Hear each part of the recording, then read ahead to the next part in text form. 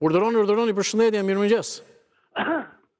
Mirëmëngjes, e rregulluat zërin. Alo, mirëmëngjes dhe përshëndetje. Përshëndetje, fundjavë të mbarë. Përshëndetje dhe ju mbarësi me emisionin që na krijoni hapësira të shkëlqyera për të komunikuar direkt për problemet që kemi.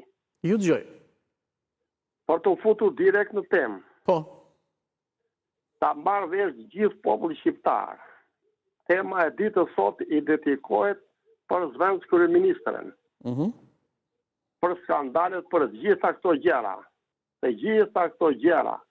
Për çdo njeri që spaku vërteton, që spaku gjykon, që spaku heton, le t'i ngelen drejtësisë në qoftë të gjitha këto të thena.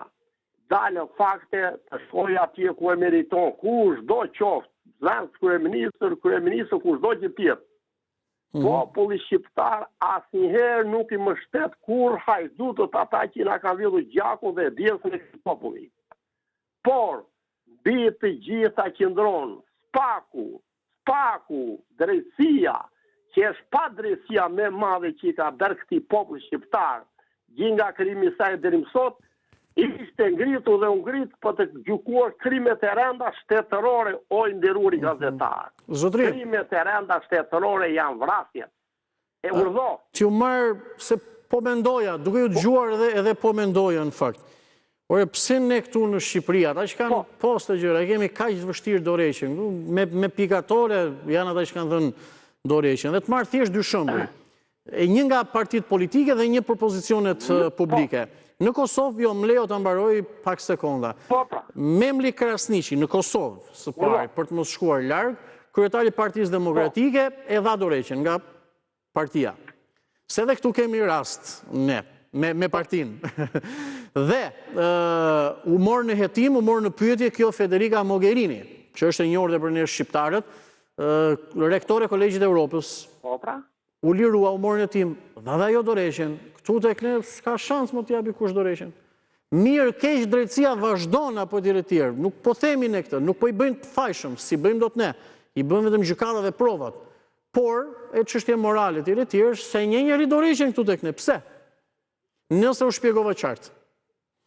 Jam në mbështetje të ndërhyrjes 200%. Jo 100%, po 200%. Ja ku qëndron problemi. Të gjitha ata që u ka marrë disiplure kanë të vështirë të drejtohen drejtësisë në mënyrë qytetare. Në mënyrë qytetare. Pa ndikuar nga pushtetit dhe nga partitë. Kjo është e keqja më e madhe politikës 35 vjeçare në Shqipëri. Dhe ndërhyrja juaj është shumë e vend. Por çfarë ti bëj drejtësisë? Nuk dhash as mendim asgjë. Thjesht se drejtësia nuk po pasuron një realitet. Nuk po pasuron drejtësia një realitet dhe një të vërtet.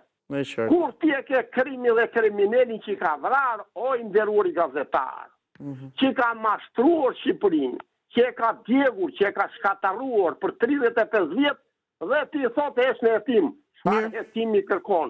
Ty të ka vrarë djalin e shtëpisë dhe kërkon hetim. Lopët ka vjedhur dhe kërkon një lloj hetim. Ç'është kjo punë, mori nderuari gazetar? Mirë, ju kuptova. Duhet japë llogari kriminalët që ka vrarë Shqipërinë dhe shqiptarët. Dhe një vretje kam për ju gazetarët. Patjetër. Për ju gazetarët, gjithë gazetarët, një vretje kam dhe për televizionin shqiptare. Patjetër. Mor një të dalë kerma politike 30 herë në ditë, por konferenca shtupi me 3 veta. Me 3 veta. Ja, pa ofendime. Ka mbaruar kerma politike Shqipëri. Ja, të lutem. Okej, mirë, të lutem. Pa ofendime, pa etiketime. Me atë që unë kuptova që referuat, është kryetari i Partisë Demokratike, partisë më të madhe në opozitë, partisë së dytë më të votuar. Kështu që patjetër, kushdo që të jetë ai, cili do që të jetë ai, ka kohën apo do të ketë kohën e tij televizive. Sepse ndryshe, të paktën unë flas për Report televizionin ku unë punoj për vitesh, do thoshin që i mbyllin gojën opozitës. Kështu që më pastaj dikush ka dëshirë të dëgjon, dikush s'ka dëshirë, nuk e dëgjon etj.